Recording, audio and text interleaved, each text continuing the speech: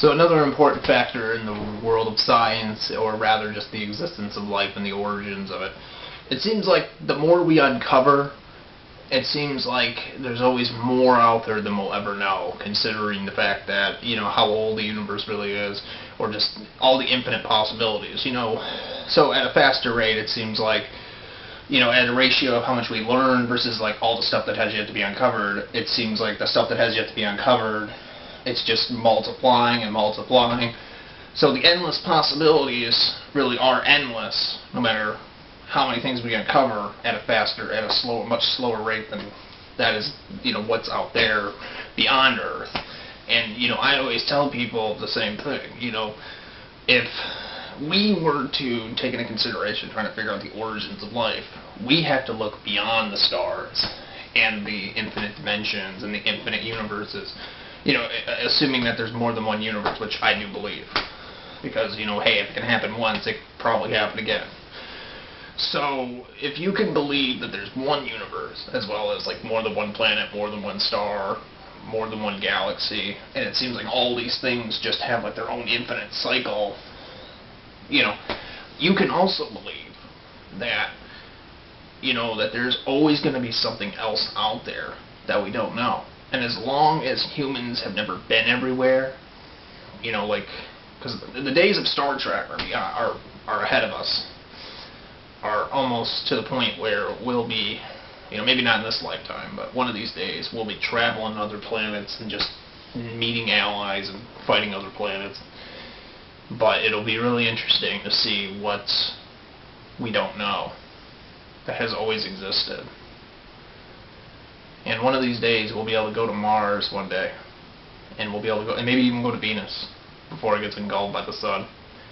And maybe we'll find like fossils that were in its core or colonized on those planets. And to think at one point there was life, and then there was a long period of time that destroyed it, and to think that and then we just recreated the planet, like terraforming it, bringing it back to life essentially. And it's reverse engineering the cause of death of the planet, but then bringing it back to life and turning it into something far greater than it previously was. This is another story for another time, but at the same time, I guess you could say it fits into this. No, I guess you could say, yeah, it does fit in this category. But like the past, though, of what happened in the universe, always seems to be more important than the future of it.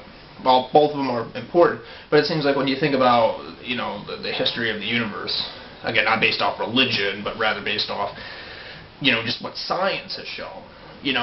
There's some crazy things out there that, no one would ever have guessed unless, like, something like a telescope or all these, these just creative ideas that just came to place. What could have been a theory many years ago is now accepted as fact. People back in the day used to think that the universe was flat, and that it wasn't expanding. Some people even used to think that the Earth was flat, and maybe some do. Some people believe the Earth is hollow. Not sure how that holds up, but I guess depending on how thick the Earth's core really is, and then whatever's inside of that. But, that kind of sounds inaccurate at the same time. But anyways, there's all these theories people had in the past. People used to think that, stars were fallen angels, but then we found out that they were just solar systems of other solar systems. Then we found out that, people used to think that the Earth never orbited. So people used to think the Earth was flat. Prove that wrong, prove that wrong. People used to think that the moon was just something, was just a rock, but then it was the remains of another planet, also known as Theia, or Theia, if I'm pronouncing it wrong. Somebody correct me if I'm wrong.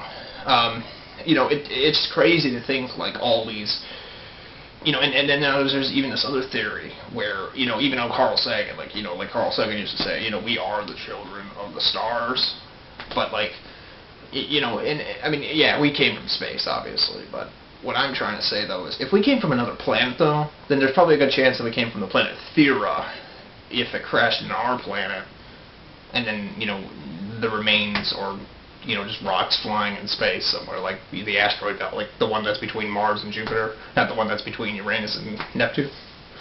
Or is it Neptune and Pluto? I forget exactly what the second asteroid belt in our solar system is. But it's crazy to think that, though. You know, what will we discover in the next 20 years that will be accepted as fact that most people just think is a crazy theory? Are humans really from Earth? What is true? Do deities really exist? You know,